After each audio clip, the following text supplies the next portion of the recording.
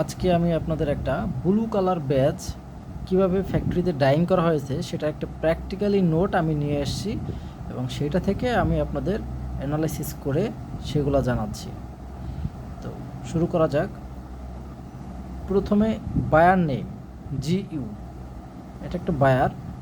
Order number হচ্ছে 0401, colour হচ্ছে blue, fabric wait হচ্ছে 595 কেজি, ফেব্রিক টাইপ টেরি, ডায়া হচ্ছে 70, জিএসএম হলো 250।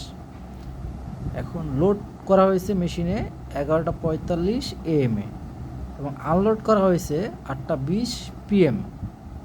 Total water 70 litre. এটা কিভাবে পার কেজি কাপড় টোটাল প্রসেস করতে শুরু থেকে এবং শেষ পর্যন্ত করতে আনলোড করা অবধি পার কেজিতে 70 লিটার পানি লাগছে। এখন টোটাল পানি হিসাব করলে এই ওয়েটের সাথে আপনি যদি 70 গুণ দেন তাহলে টোটাল কত লিটার পানি আসছে সেটা আপনি জানতে পারবেন। এরপরে টোটাল টাইম 8.58 আওয়ার্স, মানে এই সময় লাগছে টোটাল প্রসেসটা কমপ্লিট করতে। এখন কিভাবে শুরু করছে দেখি। ফিল মানে মেশিনে পানি দ্বারা পূর্ণ করছে 11:45 থেকে 11:50, সময় লাগছে 5 মিনিট। লোড অ্যান্ড কেমিক্যাল, অর্থাৎ কাপড়টা লোড করা হয়েছে এবং কেমিক্যাল দেওয়া হয়েছে, যে কেমিক্যালগুলো লোডিং হটের জন্য সেগুলো দেওয়া হয়েছে 60 ডিগ্রি সেলসিয়াসে 11:50 থেকে 12টা, সময় লাগছে 10 মিনিট। এরপর স্টিম আপ মানে 60 থেকে 90 করছে 12টা থেকে 12:10, 10 মিনিট সময় লাগছে স্টিম উঠাতে। এরপরে লোডিং হট এবং রান টাইম, অর্থাৎ 90তে একটা হট দিয়েছে লোডিং হট 12:10 থেকে 12:30, সময় লাগছে 20 minute.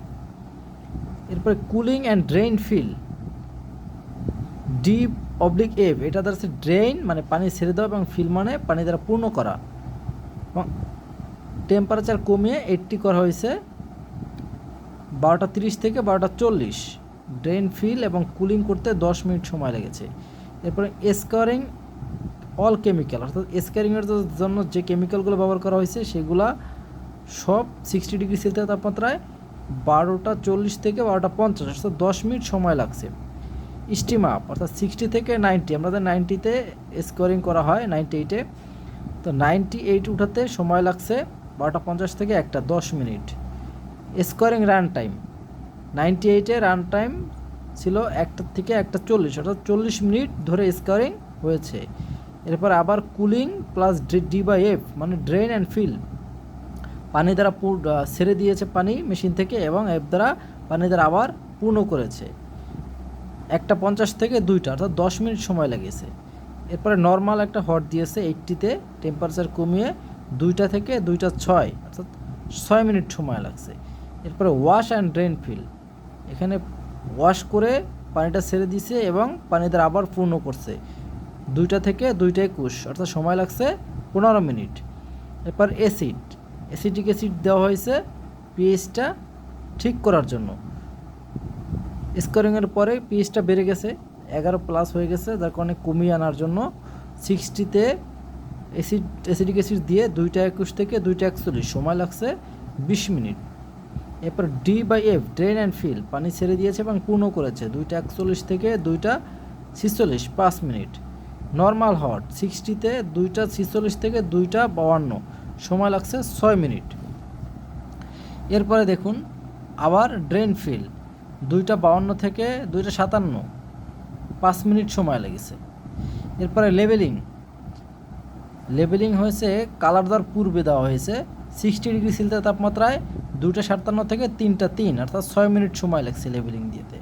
Colour dosing 60 degree Celsius তাপমাত্রায় 3:03 থেকে 3:23, অর্থাৎ কালার ডোজিংয়ে 20 মিনিট সময় লেগেছে। রান টাইম 60 ডিগ্রিতে রান টাইম ছিল 3:23 থেকে 3:33, 10 মিনিট। এরপরে হাফ সল্ট ডোজিং, অর্ধেক সল্ট দেওয়া হয় প্রথমে 60-তে 3:33 থেকে 3:43, 10 মিনিট।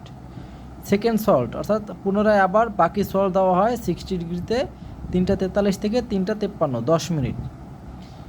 এরপরে রান টাইম 60-তে 3:53 থেকে 4:19, অর্থাৎ 25 মিনিট রান টাইম রাখা হয়। এরপরে প্রথম সোডা ডোজিং 60°C তাপমাত্রা, 4:19 থেকে 4:40, অর্থাৎ সময় লাগছে 21 মিনিট।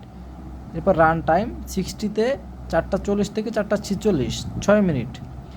এরপর সেকেন্ড সোডা ডোজিং, বাকি সোডা ডোজিং দেওয়া হয়, তবে জানে রাখা ভালো প্রথমটা দেওয়া হয় এক পদ্ধতিতে এবং সেকেন্ড সোডা দেওয়া হয় এক পদ্ধতিতে। প্রথমবার দেওয়া হয় লিনিয়ার ডোজিংয়ে, সেকেন্ড সোডা দেওয়া হয় প্রোগ্রেসিভ ডোজিংয়ের মাধ্যমে। অর্থাৎ লিনিয়ারে যাবে একইভাবে এবং প্রোগ্রেসিভে যাবে ধীরে ধীরে বাড়তে থাকবে পরিমাণটা। সেকেন্ড সোডা ডোজিং 60-তে 4:46 থেকে 5:16, অর্থাৎ 30 মিনিট সময় লাগছে। তো প্রথম সোডা ডোজিং হয়েছে 30%, এরপরে সেকেন্ড সোডা ডোজিং এই সময় হয়েছে 70% সোডা দেওয়া হয়। প্রথমবারে 30% সোডা গেছে, পরবর্তীতে 70%। কালার স্টিম 60°C তাপমাত্রায় কালার স্টিম দেওয়া হয় 5:16 থেকে 6:06, অর্থাৎ 50 মিনিট সময় নেওয়া হয়। ড্রেন অ্যান্ড ফিল, ড্রেন করা হয় এবং পানি দ্বারা পূর্ণ করা হয় 6:06 থেকে 6:12, সময় লাগছে 6 মিনিট। এরপর নর্মাল হট দেওয়া হয় 60°-তে 6:12 থেকে 6:18, সময় লাগছে 6 মিনিট। আবার ড্রেন অ্যান্ড ফিল 6:18 থেকে সময় লাগছে 6:23, 5 মিনিট। ওয়াশ অ্যান্ড ড্রেন ফিল সময় লাগছে 6:23 থেকে 6:43, 20 মিনিট। নর্মাল হট দেওয়া হয় 50-তে 6:43 থেকে 6:49, 6 মিনিট। এরপরে ড্রেন অ্যান্ড ফিল 6:49 থেকে 7:09, সময় লাগছে 10 মিনিট।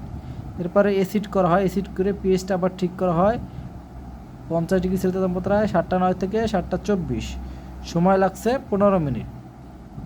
এরপর ড্রেন ফিল 7:24 থেকে 7:30, সময় লাগছে 6 minute.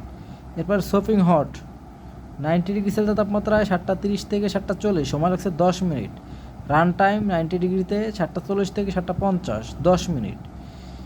Cooling and drain fill ঠান্ডা করা হয় এবং ড্রেন অ্যান্ড ফিল করা হয় 7:50 থেকে 8টা, সময় লাগছে 10 মিনিট। এরপর wash and drain feel 80°C তাপমাত্রায় 8টা থেকে 8:20, সময় লাগছে 20 মিনিট। এরপরে আনলোড করা হয়, অর্থাৎ টোটাল প্রসেস কমপ্লিট। আমাদের সময় লাগছে 8 ঘন্টা 58, 8.58 আওয়ার্স।